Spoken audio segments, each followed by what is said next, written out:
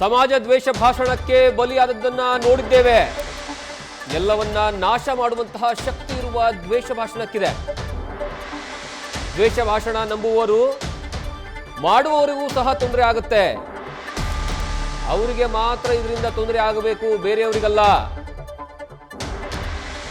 CM ಕಾನೂನು ಸಲಹೆಗಾರ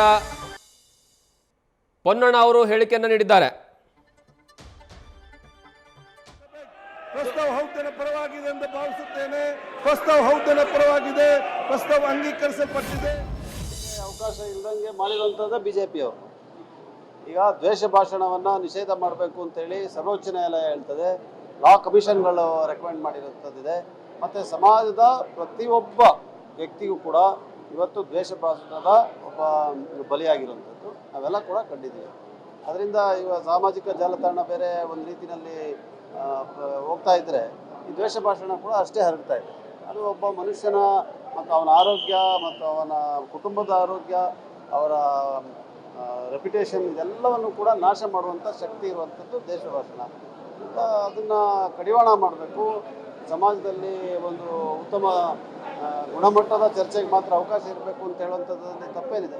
ದ್ವೇಷ ಭಾಷಣವನ್ನು ಮಾಡುವಂಥವ್ರು, ದ್ವೇಷ ಭಾಷಣದಲ್ಲಿ ನಂಬಿರುವಂಥವ್ರು, ಅವ್ರಿಗೆ ಮಾತ್ರ ಇದರಿಂದ ತೊಂದರೆ ಆಗಬೇಕೇ ಹೊರತು ಬೇರೆಯವ್ರಿಗೆ ಆಗೋದಕ್ಕೆ ಸಾಧ್ಯ ಇಲ್ಲ. ದ್ವೇಷ ಭಾಷಣ ಅಂದಿದ ತಕ್ಷಣ ಎದ್ಬಿಟ್ರು ಇವರು. ಅಂದರೆ ಏನರ್ಥ?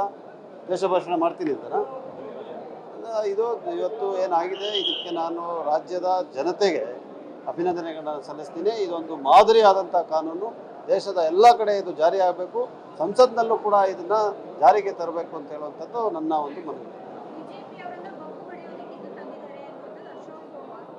ಅಂದರೆ ಅಶೋಕ್ ಅವರು ಈ ದ್ವೇಷ ಭಾಷಣದಲ್ಲಿ ಪಾಲ್ಗೊಳ್ತಾರೆ, ದ್ವೇಷ ಭಾಷಣದಲ್ಲಿ ವಿಶ್ವಾಸ ಇರುವಂಥವ್ರು, ದ್ವೇಷ ಭಾಷಣವನ್ನು ಪ್ರತಿಪಾದಿಸೋರು ಅಂತ ಆಯಿತು. ಅದರಲ್ಲಿ ಈಗ ಕಳ್ಳತನ ಮಾಡಿದ್ರೆ ಅಪರಾಧ ಅಂತ ಕಾನೂನು ಇರ್ತದೆ.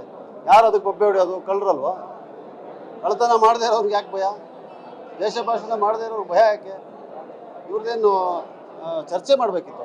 ಚರ್ಚೆ ಮಾಡೋದ್ರ ಬದಲು ಘೋಷಣೆಗಳನ್ನು ಕೂಗಿ ಬಾವಿಗೆ ಬಂದು ಚರ್ಚೆಗೆ ಅವಕಾಶ ಮಾಡದೇ ಇರುವಂಥದ್ದು ಅವರ ಒಂದು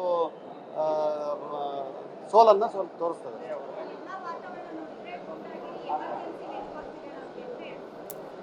ನಮಗೂ ನೆನಪಾಗ್ತಾಯಿದೆ 2014ರಿಂದ ಇವತ್ತು 2025ವರೆಗೂ ಇಲ್ಲಿ ಆಗ್ತಾ ಇರುವಂಥ ಸರ್ವ ಆಡಳಿತ ಏನಿದೆಯಲ್ಲ, ಅದು ಎಲ್ಲರಿಗೂ ಕೂಡ ಈ ರೀತಿಯಾದಂಥ ಡಿಕ್ಟೇಟರಲ್ ರೆಜಿಮ್ ನಮಗೆಲ್ಲರೂ ಕೂಡ ನಮಗೆ ಹಿಟ್ಲರ್ ಜ್ಞಾಪಕ ಆಗ್ತದೆ.